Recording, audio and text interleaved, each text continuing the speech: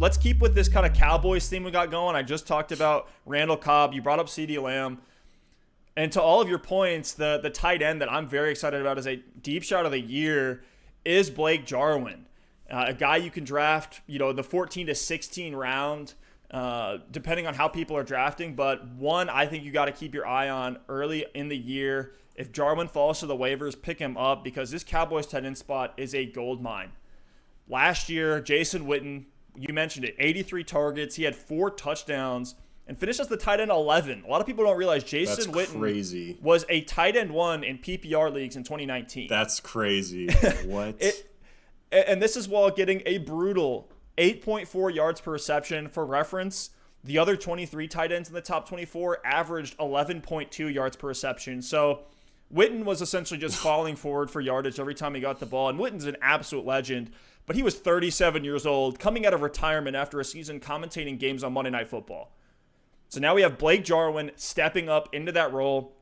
I think he can take this Witten role and take it even farther. He got a new contract in March. The Cowboys extended him. They're investing in Jarwin. It was a 4-year, $22 million deal. I think he's going to be the guy for them. His current ADP is at the tight end 19, so that's a perfect late shot in your draft. And I have Jarwin in my rankings as the tight end 12, and he could even finish higher than that because I think the volume is going to be there. You kind of just laid out all the reasons, but the Cowboys are going to pass a ton this year under Mike McCarthy. Most people have Dak third off the board at quarterback, at the quarterback position for this very reason.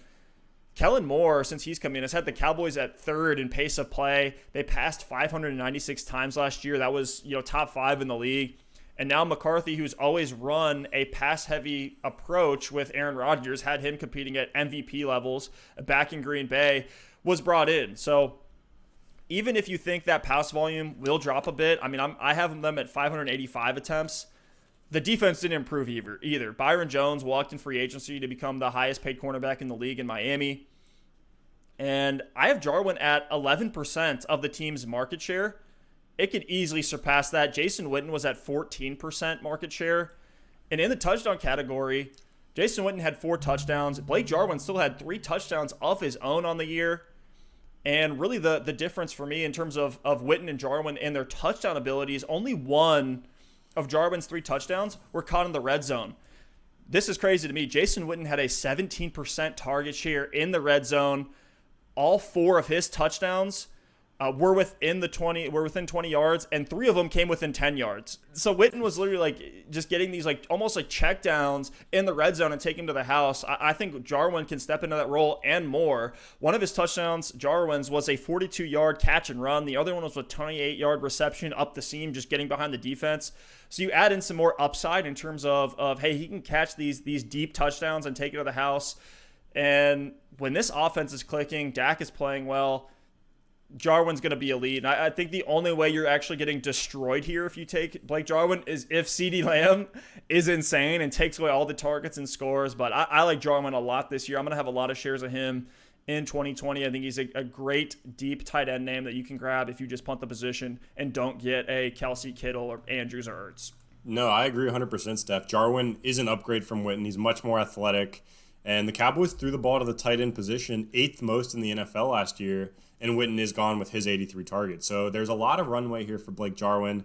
I will say I was much more excited for Jarwin before the Cowboys went out and drafted CeeDee Lamb. Yep. But I think there is still potential for him. I have him a couple spots right now below Jack Doyle. But like I mentioned earlier, if you do want to punt the tight end position, I know this isn't necessarily a super popular opinion, but I love taking 2 tight ends in my draft. I love taking an upside guy and a safer guy, or just 2 deep shots late and hoping that one of them hits. So if you want to wait and snag up Jack Doyle and Blake Jarwin, I think you're going to be able to piece that together based on matchup, based on how they perform early on, and be just fine at the tight end spot. So I like the Blake Jarwin pick. I have him for 6 touchdowns this year. So you said Witten had 4 last year and Jarwin had 3. So 6 touchdowns seems very reasonable for him. Not quite at 90 targets, but in the 80s for Jarwin in this offense. So I'm excited to see what he can do. I really hope his role expands and he gets the work that he deserves. In the Double Move Sports consensus rankings at the tight end 12, which is right where I have him. You have him at tight end 14. Wow. So we're optimistic on him. I've seen other experts around the industry very excited on Jarwin's upside. And we kind of talked about it with Tyler Higbee as well. This is a tight end that will have standalone value, but also have the upside at the same time. It's like Jarwin's not going to completely kill you. He's not going to crap the bed. You know, even if CeeDee Lamb is fantastic and there's all this volume, there's enough for Jarwin to still have his games. He was even having some fantastic games last season. So, you know, it's not one that's going to kill you. And, you know, worst case scenario, you drop him because you didn't invest a ton of draft capital in him.